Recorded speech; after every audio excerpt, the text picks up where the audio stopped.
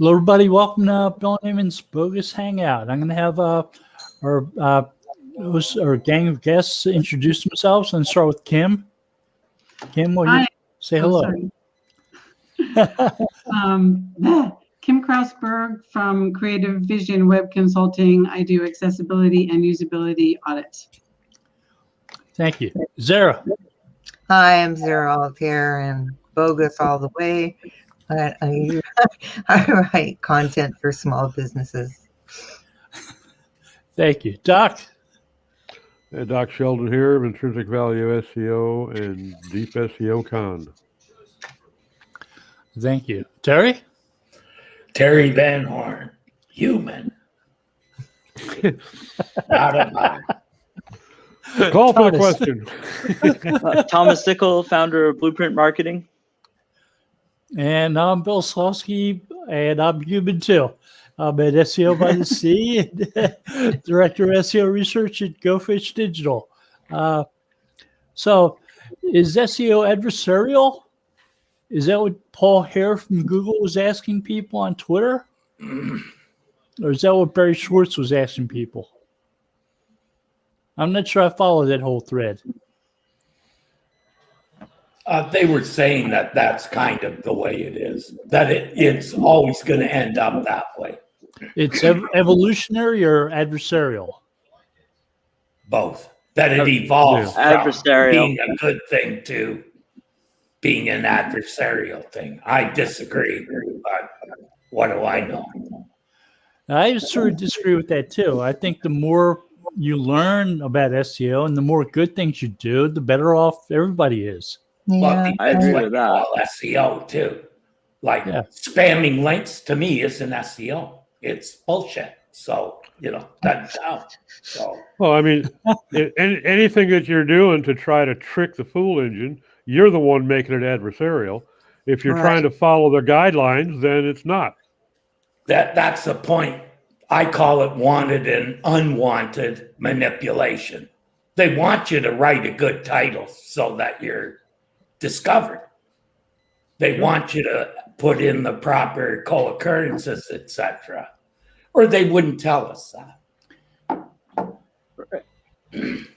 Right. I think it becomes adversarial when, like, if you're doing what the best thing for the user, it's the best thing for everyone. If you're doing what's best for you, then it becomes adversarial between Google and the SEO in some ways.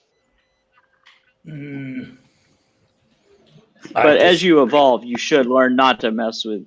Okay. There's some very good.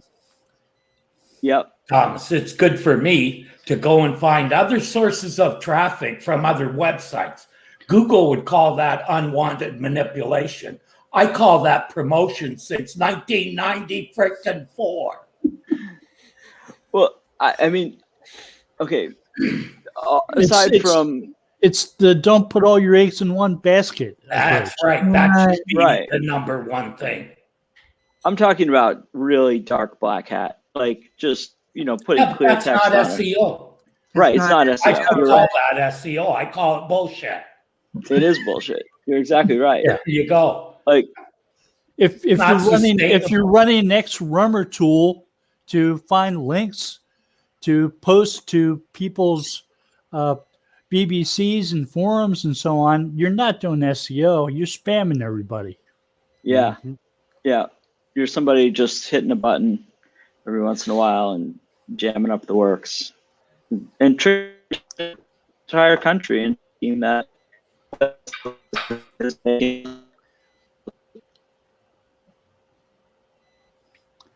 So we missed part of that, Thomas. I'm sorry. I think $10 internet problem, maybe. Oh yes, I apologize. The internet here is terrible. Okay. Yes, I think that if you're doing the more people that aren't doing real SEO. Yeah, he keeps black hat. I keep blacking up. Yeah. Nice to see somebody has worse internet service than I do. Yeah, I was thinking the same thing. Yeah, I changed to direct instead of using Wi-Fi for this and you get a much better signal. Yeah, direct is really good when you're live. Yeah, I used to have buffering problems with the Wi-Fi. Mhm.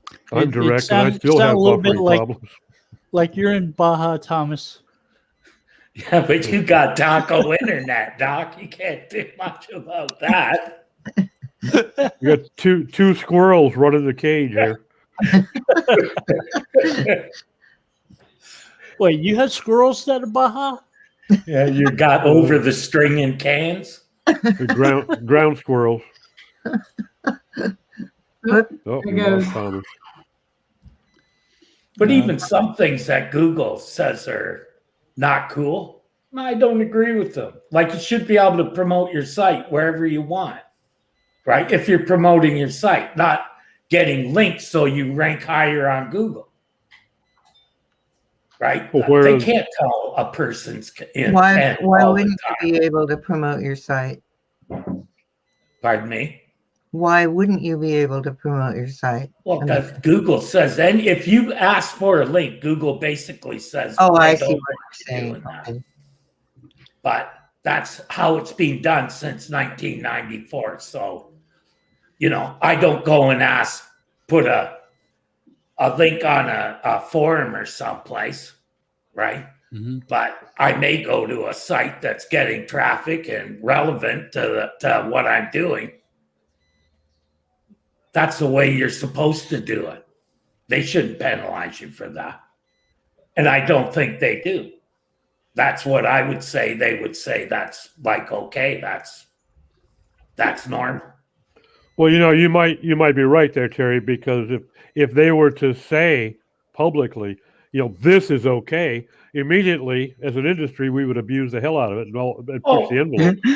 So they're just saying across the board. Yeah, don't I ask understand why they don't say that, but if you're writing good content, you're promoting it. That's just the way it is, right? And they say write good content, so that should go together, in my opinion. I buy that. But then when I promoted my first website, I did it on newsletters by contacting the publisher and getting them to mention the website, which is probably as close to PR as you can get for a website without doing real. It's true. Remember web rings? No, that was Web spam. rings? Yeah, web rings. I was going through some old creative PC stuff, and I could see that web ring thing in the footer. And I think that was how we shared links and promoted each other. I think I had web rings on my Angel Fire sites. Yep. Probably. I mean, that's going back. Yeah. That's even before doorways. Oh, that's long before doorways. Oh yeah. Doorways come from the company that invented the first ranking software, web position. Mm-hmm. And have you heard about that new internet technology, TF-IDF? There are sites that are saying that it's brand new ranking technology, and you should learn how to use it to help boost your site's rankings and search From engines. 2014 go on. New. I mean, it was the TF parts from the 1950s, the TFD parts from the 1970s. It's Don't have time to man. learn TF-IDF. I'm still trying to work out my keyword density. sadly, someone told me I should look into Surfer SEO. And I look up the Surfer SEO website, and the first tool is a keyword density tool. It'll automatically tune my content to the perfect keyword density. And I'm thinking back to 1997 when I came across a forum argument over what the perfect keyword density for a niche was. And it's like, saying SEO, I don't know if I really would want to do that. If they're that stupid. Yeah, keyword density is at a point of just total stupidity. I mean, anyone that uses that as a metric for anything, unless it's 100%, it's So yeah, the Surf for SEO people, they lost a sale there. yeah. Those are like the people that contact you by email and tell you that, they can help you with the SEO on your website. We can help your website rank online. You're right. Implement SEO pros. And on the cover is a video of a seminar me and Bill are doing. And they're asking me if I want help ranking websites. So, well, I don't know. They asked me about my site, and I told them it was Google, spelled Google, and they literally told me it was ranking horribly. I was like, this is a shame. And then I just yelled at the guy for a while. But I still get probably about 5 or 6 of those calls every 2 weeks, maybe a little bit more often every once in a while.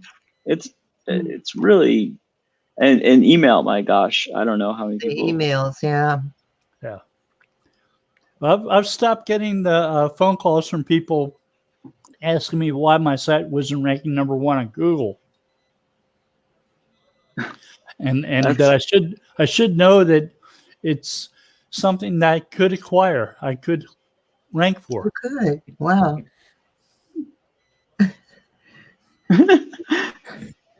That's. Do they tell you the keywords that you're not ranking for? Or Yeah. All right. I was gonna, number 1 for what?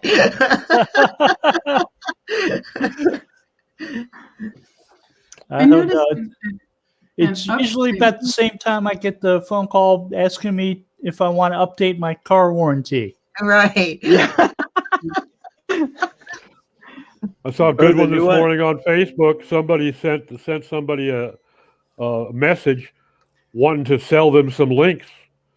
So the guy went back to him and said, yeah, I could use some links. Hey, why don't you send me a quote? Here's my email, johnmew@google.com.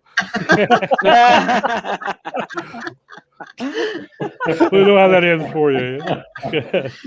Oh, that'd be worth just forwarding it straight Oh, through no. and making a fake email, send it to John. Gary.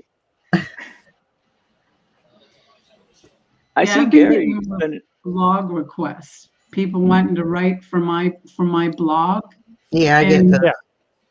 But I have never had a guest post ever in the history of my existence online. If they're going to spam your contact form, it doesn't hurt for them to ask you if you want a guest post on your blog. I've thought about sending the people, thanks for offering. It only costs $10 million. That's Maybe great. I I've should been do getting a that. few on my contact form lately. And It they should be like usually there's a comment it doesn't section. even relate to the website, We Yeah. think Yeah, our article on X would be the perfect fit, and I'm like, how do you think that? Yeah, it's not Gary contacting you to ask those types of questions. It's the guy that should be spam or flag for spam in the comments. Like it makes, yeah, they're like, we sell car insurance or we sell windshields. And you're like, what? Like, you want I'm to sorry. write about I'm busy looking up some LSI keywords right now. I'll get back to you. God. Yeah, there's a lot of spamming. Yeah. I had a friend who spent a lot of money on link building, and he was trying to rank for car insurance in California, smaller company, right? And Yeah. they did the California Black Bear. A lot of money building links to the California Black Bear for some reason. It was California car insurance only. And I was just like, well, you've got a great content on that bear. Like, that thing is pegged. You've got and all this traffic was going to that bear. It was all, no one wanted to buy any insurance at all. Yeah, just bear, just the bear. But now it's like total. Google, was like, does not compute. Whoop, take it off for both. And it was sad to see somebody spend, a lot, like tens of thousands of dollars on that type of thing, and have it just turn into promoting an animal in the woods. Well, I look at that stuff like because the same way I look at trolls, it's the same thing. It's the numbers. Somebody somewhere is going to be lacking self-assurance and fall for this, And Oh, it's it's not. same It's thing. I think it's 80% of the people. Sadly, I think that's the big problem. Is that's their first taste of search, right? It's such a bad, leaves them with such a bad taste in their mouth if they say yes to it, and they get those types of results where people are just scamming them and not doing what they're doing, with what is right, doing the right work. That it makes us just look terrible. Because I get so many clients that have told me horror stories, and when I try to say, I wouldn't ever do that, they're like, but you're an SEO, so how do I know? And then you have to show them what all your background, and you've proven, and that's always worked, thank goodness. But I feel bad for people that are just starting out and don't have a very good track record yet. If they're good. I have mixed emotions on that. I think Terry and I probably agree to a degree. If you're that stupid to jump into something you don't understand with a 5-figure sum, you kind of deserve what you're getting, Yep. True. I have a real problem with the folks that take advantage of folks like that with lies and garbage. But I also have a problem with somebody who's just not very bright and hands somebody a blank check, Well, yeah. The thing is, to actually hire an SEO, you almost have to be an SEO, and people don't understand that. Should be done by people Well said. that know the industry. Someone who's been in the industry can spot posers and ripoffs in a minute. Talk to them for 5 minutes, and I know if you know what the heck you're doing or not. Exactly. And that's out there now. Yeah. For a couple $100, someone will tell you what's wrong with your site and where to go and get it fixed, right, Doc? Yep. It's not that complicated. And I have been around actually for helped 13 years. And I've actually had clients that I was hired just to help them select the best SEO for their business out of this pool of 3 or 4 that they were getting quotes from. Well, here's the thing. A lot of well SEOs sell packages. They sell what they know, not what you need. They sell what they know. And if they don't know much, then you're not getting much for you. Then that'll cost you extra. Yeah. That's why someone tells you who knows what they're doing. Here's what you've done so far. Here's where you are. Here's what you need. And here are the people that do it. All they're making a decision about really is the person. Can I work with them? Is there, and usually a short interview, people know, can I work with this guy or is this going to work? Right. It's why building relationships is so important. Oh, and that's why SEO is huge. It's why if you're selling SEO services, doing things like putting together case studies that you can share with potential clients, let them read through and decide whether or not they want to work with you or not, is important. Yeah. Oh, absolutely. I don't know about you guys, but in my time, the hardest clients to work with are the ones who don't really trust you. They're the ones who are constantly sending you stuff and, they're still looking for an SEO. I don't put up with that for very long. I just tell them, well, I don't need anyone else's advice. I give advice. I don't take it usually, unless it's from someone I know. I don't know this person, so I'm going to charge you to read it. And I'm going to charge you to tell you why the guy doesn't know what he's talking about. After a while, they stop asking and just trust you, especially if you're getting the job done. Yeah, that's the thing is you get the job done. And the way I make proposals is just give them the numbers. I ask the clients I have, hey, can you speak to this person? Would you be kind enough? And that normally is what works, you know? And just, I say, don't say anything. Tell them the truth. Tell them how you feel. Sales are cool, but sometimes what you're doing on a website can't be measured in sales. Right. No, but they can tell whether or not you're exactly right. But they can tell whether or not you know your stuff, whether or not they're happy working with you. Have you added value to that company? Well, have you told them how you quantify that value that you see you're giving them and use that as your benchmark? That's how I've always worked. Return on investment. Yeah, absolutely. Tell people this is what the goals are. Here's what I'm going to do it this month. And at the end of the month, you use the goals, you use the methods you said you'd quantify it under, and everything is cool. Customers trust you then. But if you work together to build key performance indicators like that, signals that you're going to base success upon, and you work towards that success, that makes all the difference in the world. Mm-hmm. It does. We call them milestones at my company, but yeah, we're just milestone 1 is X, milestone 2 is Y, and we cross those bridges on time. We get it done right, then they're happy. Sometimes if there's a delay, if it's a good reason, like outside of our control, and they know it, then hey, that happens. If it's done before, they're happy too. As long as it's done right and it's doing what they want is the most important thing. Well, I think part of it is educating them on what they want. Yeah, sometimes Educating them what's possible.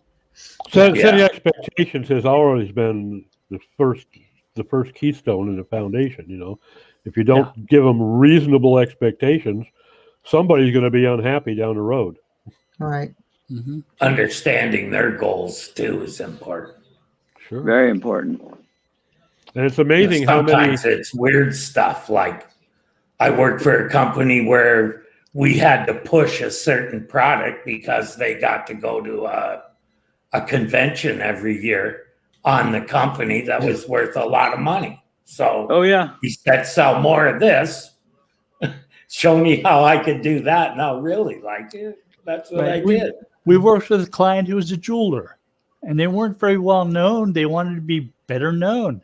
They wanted to be right up there with the guys you would see in the shopping malls, like Gay Jewelers. And we had one people I work with visits Reddit on a regular basis, and he met a guy on Reddit who had a hydraulic press website on YouTube, a channel on YouTube with 500,000 subscribers.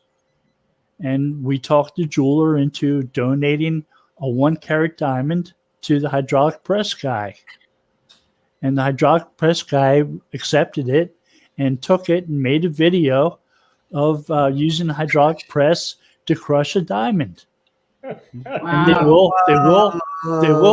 they will crush. Oh yeah. So he filmed it. He put the URL for the site on his page, linked to it, and got about 10 million viewers in less than 5 months or so, 4 months. Wow. YouTube traffic's amazing. Wow. So part of the deal was to try to increase brand awareness. And getting 10 million viewers at YouTube is one way to build some brand awareness. Mm-hmm. I had a similar situation with a client that's a bespoke tailor in Toronto, and they're just one shop. And I was thinking they're so small. I don't know, like blah blah blah. They hired Drake they gave Drake their suits. They gave all the national teams, all the major teams, football, soccer, everything, all free suits, the show suits, everything. they made a bulletproof suit. So if you Google bulletproof suits, you'll find them. But number one, and they had that was kind of, I mean, they weren't in the business of selling bulletproof suits. That was just a way of getting. But I have to say, publicity, right? Yeah, it worked wonders. I mean, they were in GQ, everything. It really did. I mean, video views. It was a very, very successful campaign. Yeah. So we had a limo driver who was doing a lot of corporate shuttle traffic. They were picking people up with buses at corporations, dropping them off their houses, stuff like that. They wanted to do more limo work.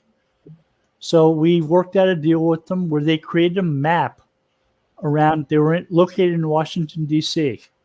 We created a map around Washington, D.C. where they knew that people were going and asking people to marry them. It was an engagement map. That's smart. And we had this map. You could visit these places and see actual photographs of the places people were engaged at and read the stories. And it drew an incredible amount of traffic. It got linked to by lots of really high-profile wedding magazines and websites. It was really an effective creative content campaign because so many people were curious about where they might go to get engaged and how they might get there. So the idea of using a limo to go to some place to get engaged was a prepackaged idea that they were able to adopt and other people were able to use. The icing on the cake. That's a brilliant campaign. Yeah, that is a great campaign.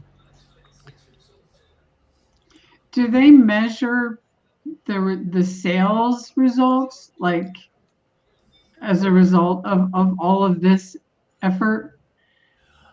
They They did not own a wedding store. They were a limo driver. They were measuring the effectiveness of or the impact on their business of that campaign. But the one before that you talked about, the diamond one, like, did they sell more jewelry as a result of that, or I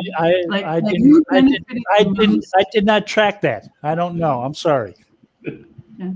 That's what I'm thinking about, because I could see that increasing sales for both sides, and I wondered if they had tracked that. That's great. I just don't know. I'm sorry. Oh, that's okay. I love that story. It ties into what a talk that I'm going to be giving about the human experience and, you know, the work that we do and what sells. I mean, and Reddit is a great source of ideas for content because every time somebody posts something, it gets upvoted or downvoted.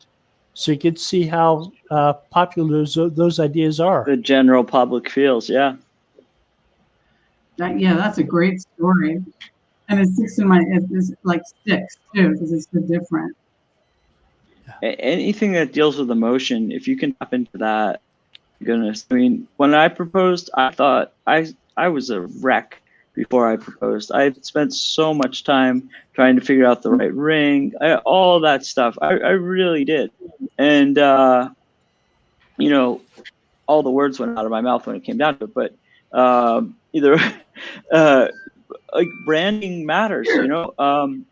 I remember like a company that sells it with a blue box. I thought that was the best one to go with. Bought their ring, you know. Other than that, I wouldn't have, you know. It's very interesting to see how if you can tap into an emotion, and like Bill said, by looking at Reddit, Quora, when you start to see the upvotes, you know what people are actually going to respond to, and you know, for the pretty good amount of sureness, that's actually going to be accepted by most people, or they're going to agree. It's a good way to tap into branding or not brand or obvious cycles earlier. Yeah. Because as an individual, we all feel differently about certain things. Right. Mm-hmm. Right. And trends. I'm learning about the trends for, the 20 and 30 somethings who are getting married, because mine are in that process. And what they're doing now is nothing like what we did. They, getting married in the woods is what they want to do instead of spending all the money, Eric, can you do me a favor? My power's going to run out. Sorry. My assistant's going to get my power cord before I I have a friend that actually wanted to get married by a robot minister.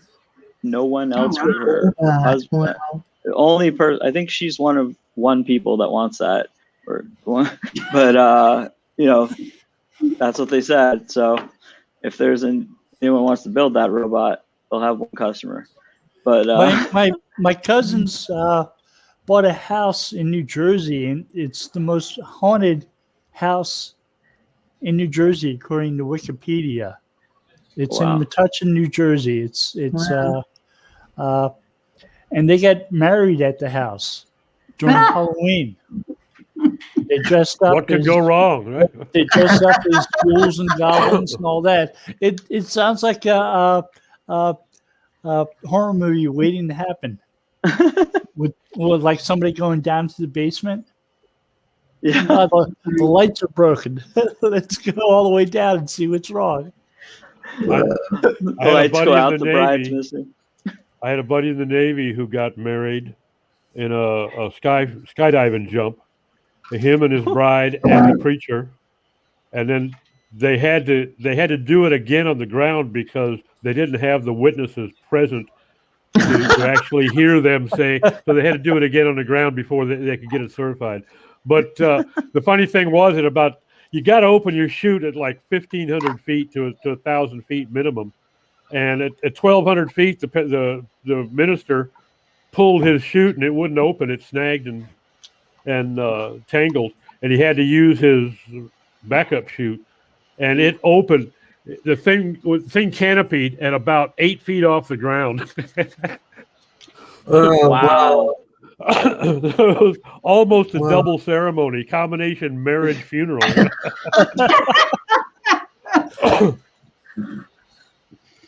Wow.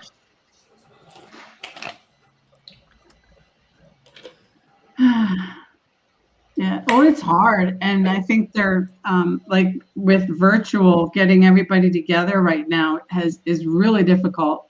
And I've been hearing more stories about just cancellations and plans just going, exploding.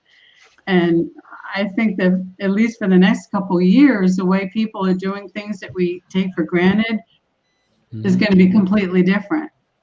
Just because we can't get together, funerals, weddings being, birthdays, all that. So the ideas being muted over Zoom doesn't work well. Yeah. Well, first of all, you have to have everybody that wants to even get on Zoom. Like some people in my family won't touch it. So that kind of cuts that out. My brother doesn't have a cell phone or a computer. Wow. I had to find it where he could get a vaccination. This Call is him Bill. and tell him where to go to make the appointment.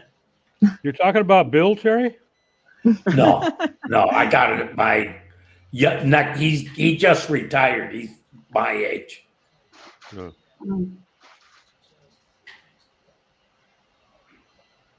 Hopefully this whole thing will be over. I mean, I just got my appointment on the 22nd, and I'm excited.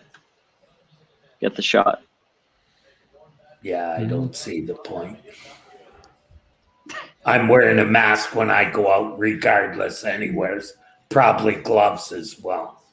I don't think if it's COVID, it'll be something else. If you think this is the last time, Nah. I hope in our lifetime, because the Spanish it won't be. You think it'll be a different mutation of COVID? I think it's been like that for a while in China. The Army actually announced, or I read it in the Wall Street Journal this morning, the Army is building a vaccine that will actually boost the other vaccines' ability to deal with mutations. So hopefully that will go well. They said it'll be out in July. I mean, I don't know if it will. I hope. Well, I hope their medical corps is better at planning than their infantry divisions. Yeah, as soon as I heard Army, I felt the same way. I was just like, this is gonna be messed up. But hopefully. Army intelligence is an oxymoron. Exactly. I mean, our vaccine program was Operation Warp Speed, right? And it was backed by the U.S. military. No problems there, right? No.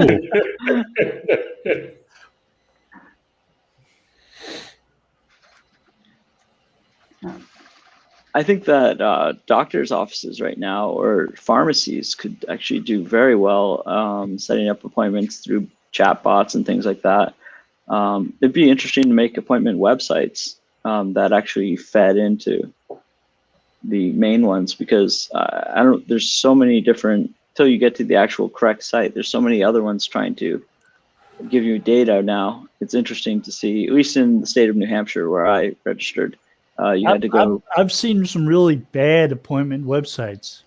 Oh yeah, me too. Yeah. Yes. That's something that federal government should, in Canada, like in where I live, it's the provincial government does it. No problem. That's good. I know here it's a fairly densely populated area, and actually making the appointment is complicated. Like if you go to the website, it says you can go here or you can go here, and then there's a website for that specific destination. But then it all breaks down, because then it's like you answer the 4 questions, and then you wait for somebody to call you to set up your appointment. I'm hearing that people are having lots of success going to vaccine distribution points like convenience pharmacies and so on, and just asking at the end of the night, got any vaccines left? Oh, wow. Yeah. And often the distribution centers don't even ask for age information. They got to use them up anyway. They got to use them up anyway. Yeah, You got to use them or throw them away. Yeah. I'm very fortunate where Moderna and Pfizer are being manufactured within 30 miles of where I live now. So I've attempted to go down there and try to bribe the guys to give.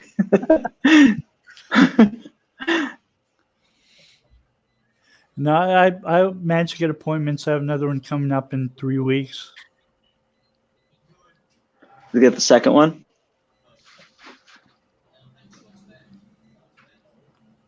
Make a nice infographic to see how people are doing with the different vaccines based on what type of reactions they're having.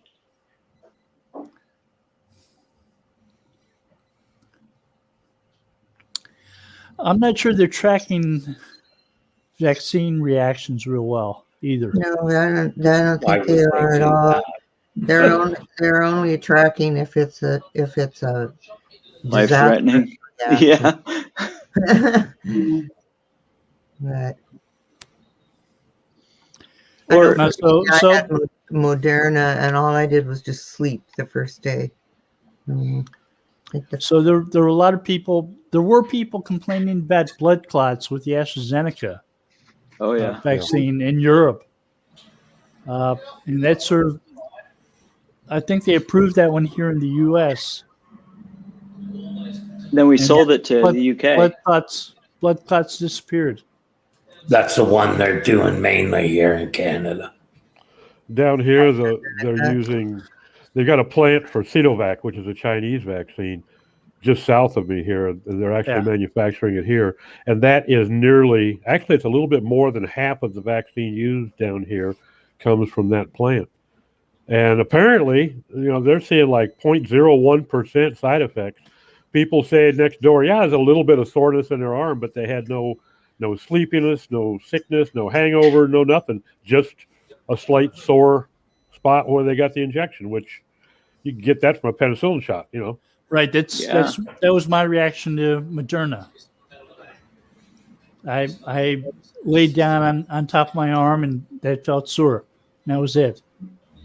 That's what my father said. His exact reaction was to the Pfizer. Said sore arm in the injection site for like about 24 hours. That's it. It wasn't even sore most of the time. It was just sore when I tried to sleep on it. Yeah. That's good to hear, though. I didn't notice mine unless I actually moved my arm. When I moved my arm, I could feel it. But that was only like a day and a half. Note to self: don't get it in my drinking arm. So last year I got pneumonia, flu, and shingles vaccines all on the same day. Oh man! Oh, whoa, Bill. That's a big load to take. My arms are sore for about 2 or 3 days. When I was a kid, we used to get more than that, I'm sure. It had 7 needles in it, that prick. I remember You could tell people who got it because there's a mark there for life. Yeah. I think that was the measles one. Oh, measles, polio, probably a lot of things that are no longer around here because of that. Right. I remember that one. I had the scar for a long time. Was it the polio one that gave the Scar was I think the measles one gave a mark like that.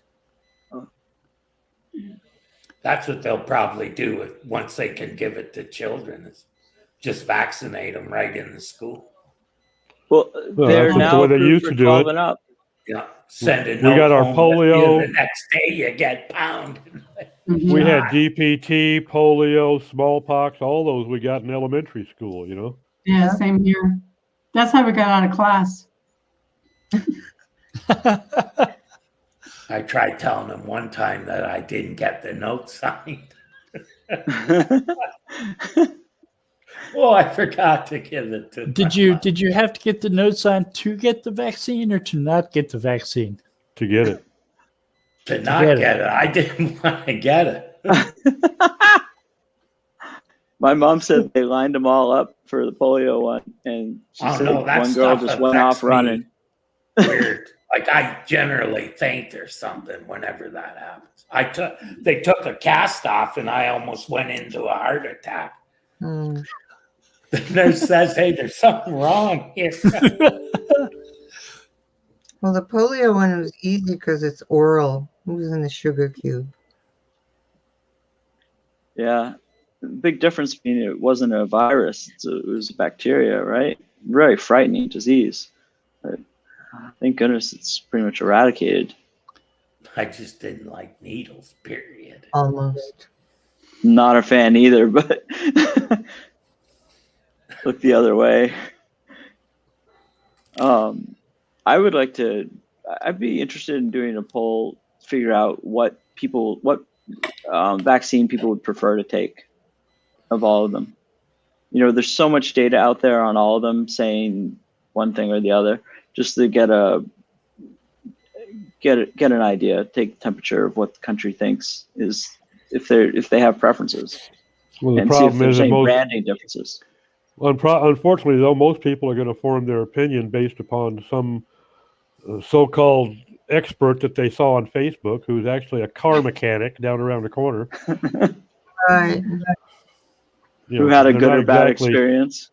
Well, they're not exactly making their decision based on evidence. They're just.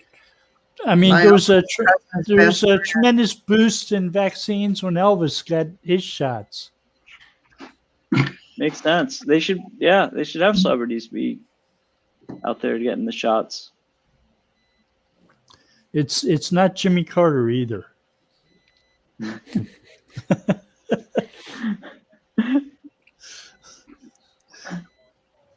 So have you guys heard about some of these new social, I mean, there's Clubhouse, but these new social media sites coming up, like the Pillow Guy said he's got one called Frank.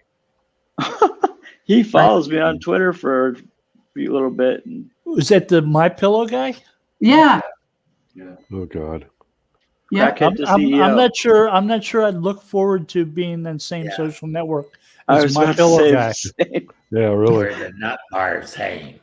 But I think there's others, and they're like developing these, alternatives to what we have now, where they Right. can have their free speech and speak So- freely. And like, Oh, I you think mean so- malfunction junction? So there's a difference between free speech and stupidity.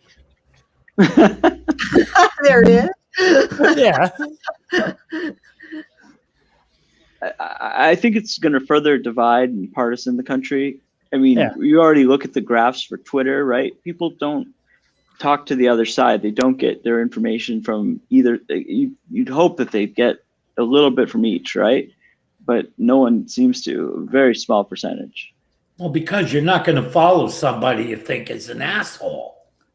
Of course not. Yeah, like But you still see that asshole stuff because other people retweet it, talking about Trump. yeah. Well, thankfully he's not in the office. They canceled U.S. Supreme Court case that involved Trump last week about him blocking people, and the people were complaining there was a free speech violation that he blocked them, and the Supreme Court said we've shut that case down because it doesn't apply anymore because Trump's off Twitter. We don't care. mhm. But isn't he coming out with his own? I find no reason to follow Donald Trump anywhere. Right, I didn't have any reason to follow him when he was a fucking president. right. Same here. Pardon my French.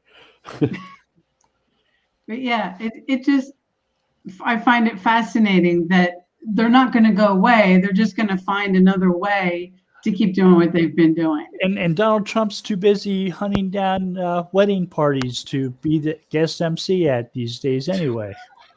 It's important for him to do that so he can tell everybody that Joe Biden lied to the world Mm. at the wedding. You need to have the comedy.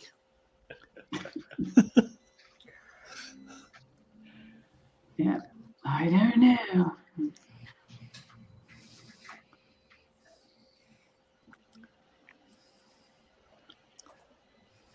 And he's watched a thing on what we call Crave TV. It's called Into the Storm.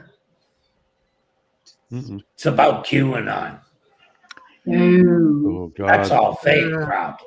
They've identified who Q actually is. yeah. Pardon me. It's like a little kid. They've identified who Q actually is. Oh yeah, who is it? And he's not the villain that Deep Space Nine. Like the end of the Wizard of Oz.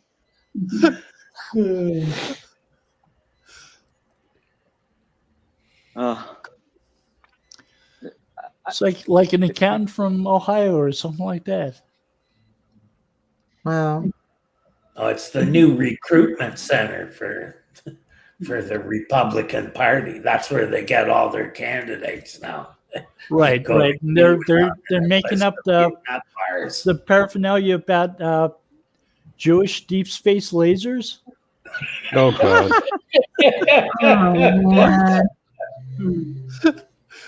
oh, man. I was told the other day that the CIA is hiding in the moon. That's the way why the craters are all the same width. And I said, have you looked at the moon? Do you know how much a satellite costs for a new person up there? We never went there. I lived in Warrenton, Virginia, which is about 50 miles west of Washington, D.C. And there are secret hidden military bases in the hills around Warrenton. And every once in a while, you'd see like a Craigslist announcement where they were looking for role players to play the parts of South American fascists, so they could take over bases on military assignments and have the FBI go and try to break up the holdings. And those were real events where you're playing a role and staving off the U.S. forces. Wow. And there were times when I would drive past these military bases and resist the urge to get out of my car and take photographs of them. I bet some of the survivalists had those guys on speed dial. couldn't wait to get into those things. I imagine so, and it was frightening driving past those places. I bet. Well, how could you take a photo? Weren't they surrounded by 8-foot barbed wire chain link fences with? They had the fences, and they had the places where you drive up and show your ID to people and be let in or not. And those were visible. You could get photos of the MPs in the booths, keeping people in and out.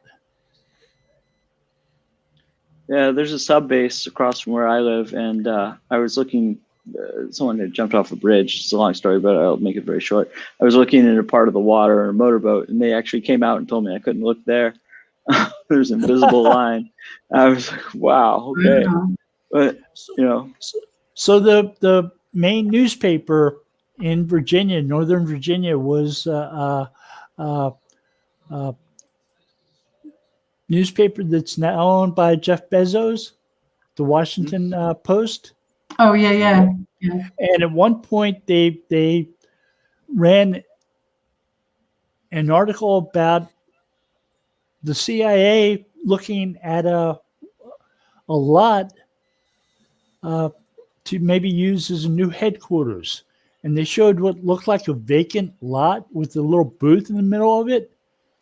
And a week later, they ran a retraction. They said the CIA isn't going to buy that lot. It's owned already by the FBI. We didn't mean it. Owned already by the FBI. It's an underground facility. You enter the little building in the middle of it, the parking building, and you travel down an elevator to the headquarters. Westworld. Greenbrier. The show Westworld. There are websites for secret military bases on the East Coast where they used to have rockets could fire out of them, and they had missile silos, and they were large underground facilities. You talking the East Coast? Yeah, East Coast of the United States. Yeah. There's one of those old ICBM sites up, and I think it was either Montana or Wyoming, that they sold off at auction, and some guy bought it. The guy's apparently a millionaire, and he bought this site, and it's got like 6 big silos, underground silos in it, and he's going to turn it supposedly into some sort of an oddball vacation motel site where you'll actually go down into one of these silos and have your room and restaurant and club and everything down there. And I'm thinking, you got to be really hard up for some place to spend your money, you know. That's what Dr. Strangelove on Continuous Play, right?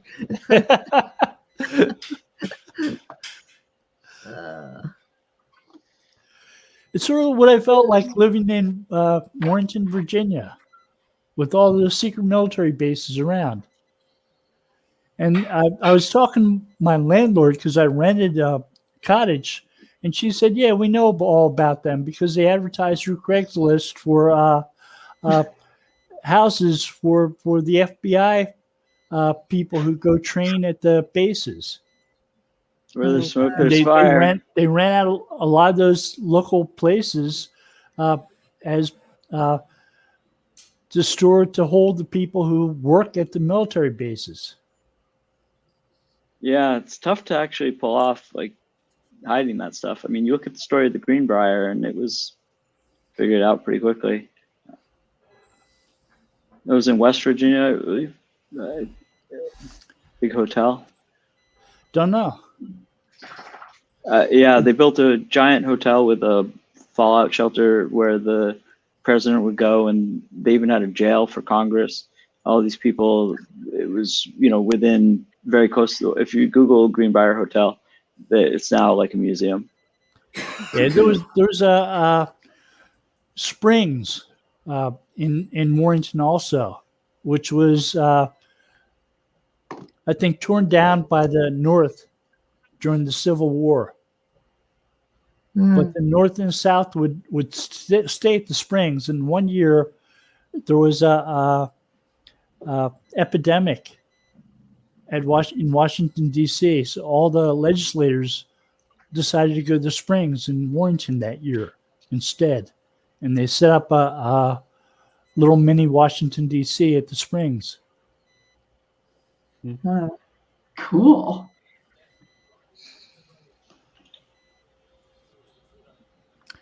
But yeah, drive past these secret military bases and there'd be all these signs all over the place saying "Do not enter,"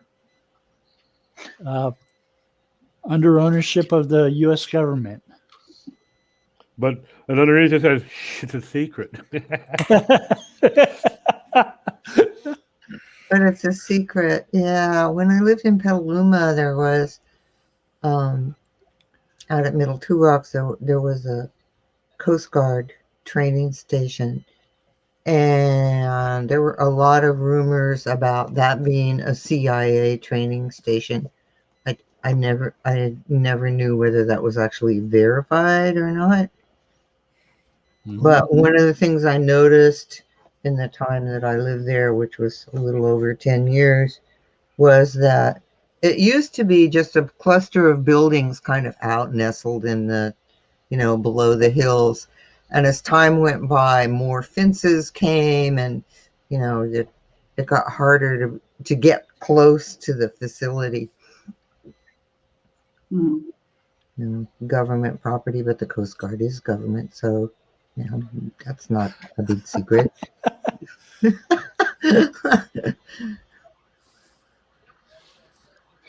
got to train somewhere. Yeah, they do. They do. It's like,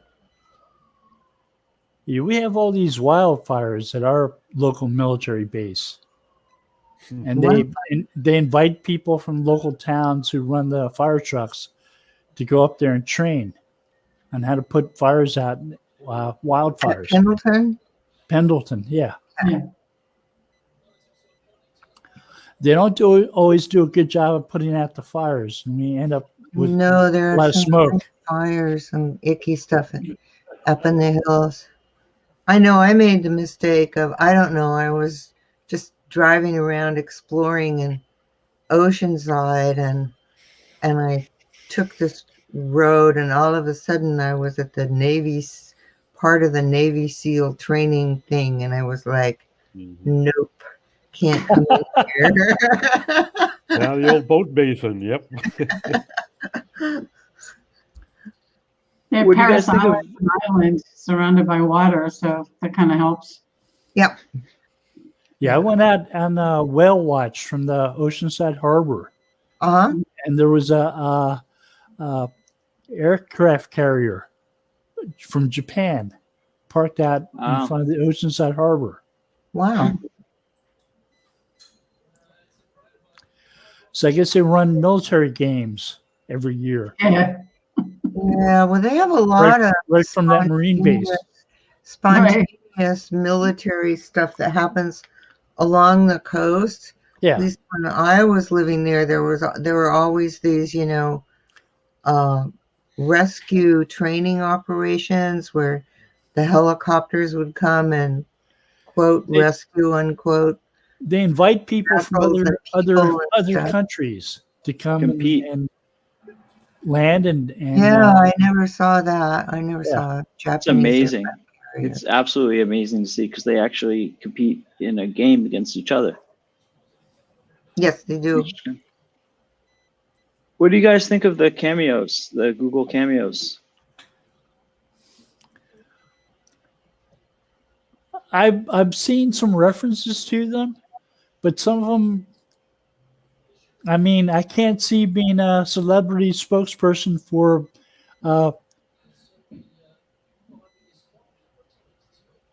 some of the different machinery, like washing machines or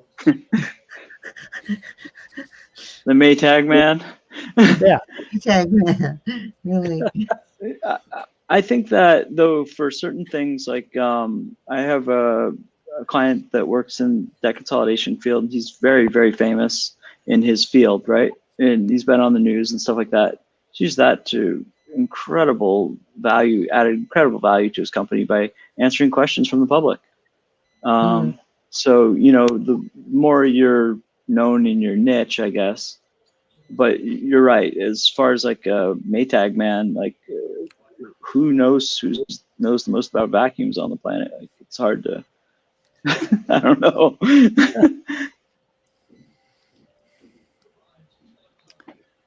I mean, get one of the Dysons to do that. Yeah. That's what popped into my head too. I was thinking immediately a Dyson, but like it's a tough shoe to fill. Only so many people. I remember when posts came out for Google My Business, and they offered people like Donald Trump the ability to make posts. They were targeting politicians for some reason. Oh, the politicians. That was 2015, 2016. Wow. During an election. Wow. Google Posts are an interesting add-on. I think Google wants to become a little bit more like AOL every day. They kind of run the whole bubble. We can only hope. Google bubble.